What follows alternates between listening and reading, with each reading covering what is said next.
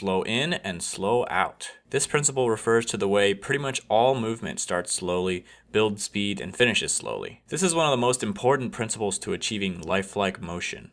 Without slow in and slow out, things feel mechanical. That's because robots are one of the only things that actually move their parts at a constant speed. To use this principle in 2D animation, you take your extreme poses, draw a single in-between, and then draw in between those, then only in between the drawings closest to the extremes until you're satisfied with the amount of slow in and slow out. With 3D animation and motion graphics, adding slow in and slow out is a matter of changing the motion curves from linear to spline by adjusting the Bezier handles. As time progresses, the object starts slow, gets fast, and ends slowly. Use it wisely. For example, you wouldn't add a slow out to a bouncing ball as it's colliding with the ground, but you would add it as it's bouncing back up.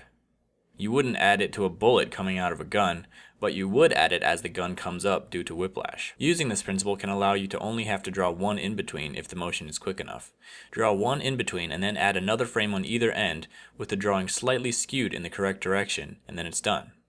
Sometimes you don't even have to add the one in-between. This kind of motion can be achieved in 3D with very extreme curves. Many people starting out with animation get impatient and draw the next frame very far away from the beginning. It's very unrealistic for a character to go from completely still to super fast, so adding a few drawings to ease into it will fix the problem. A good way to fix a choppy animation is to analyze the space between the drawings.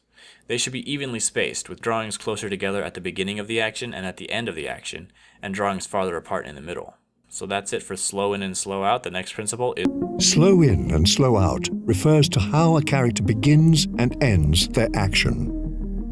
When a character starts moving, that movement will be slower than when the action is fully underway. The same goes for when a character stops their action. Nothing can stop on a dime. There needs to be some slowing, even if it's for a brief moment. According to Thomas and Johnston, this kind of realistic motion was a top priority for Disney. They quote him as saying, "Our work must have the foundation of fact in order to have sincerity."